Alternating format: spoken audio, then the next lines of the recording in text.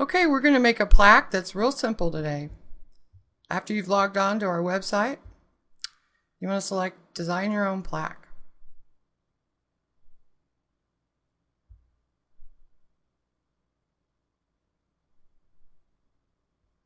If you look over on the left, you'll notice that there's a section of sizes. If you drop down the arrow, there's 3 sizes.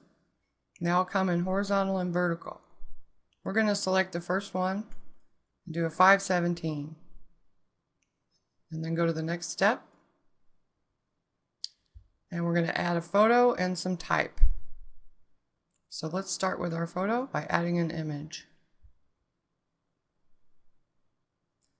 If we drop down the arrow on miscellaneous images, we can just use one of the categorized images that have been loaded into our files. I think I'll go to the landscapes.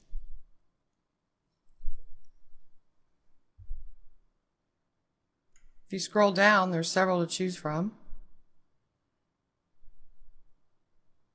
I think I'll select the frog.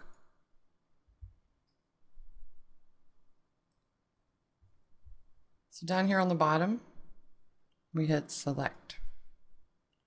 And it drops in to the 5/17 format. If you'll notice, the whole image goes beyond the box to show you that there's more image there, but the program automatically aligns it to the edges. If you move it any way to the left or the right, you're going to get a little bit of white, so you don't want that. You want to move it over, keep it filling the frame with no white, and then decide upon your crop vertically. So I think he looks pretty good right there. So that's our first layer. Now if we look up in here, there's a little layers box. So we have our image at the bottom. And if we want to add type, it's going to go above that. And the dialog box for type is going to have several fonts to choose from. Fancy, block, simple, depending on what you want to do. And then we have our size, color, and how you want your type justified. You can always change that later on. So we'll just keep this for now. And I have a pre-selected quote that I'm going to type in. So I'll begin typing that.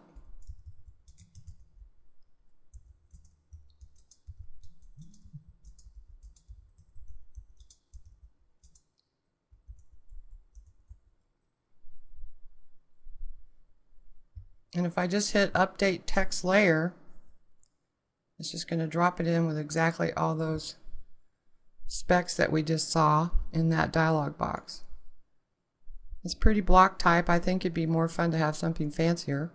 So now we're going to edit that layer by making sure that the blue box is selected on the type layer, and we're going to edit over here on the right. You can just change your font by dropping down the arrow and selecting any of these fonts, and it'll just automatically update them. Now see, that type comes in a little smaller space, so we're going to change our font size. Let's just see what 40 does. That looks like a nice size. So we'll hit update text layer. The white type on the background looks pretty good, but I think it'd be even better if it had a drop shadow. And down here you'll see that you can select this box, and all the presets will just do what this box edits will show you. So if you want to change how hard the shadow is, or how far away it is, or even the opacity and the color of the shadow, this is where you would do that. I like to put it just a little bit away, a little sharper. And so then we just hit apply shadow changes. Now doesn't that look nice? We have to give the author of this quote some credit, so we're going to add his name.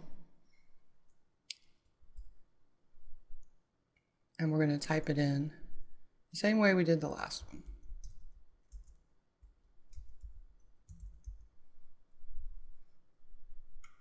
Don't forget to select your font.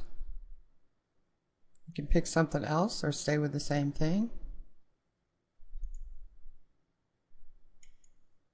And I think that's going to be a nice size for that font. And update text layer.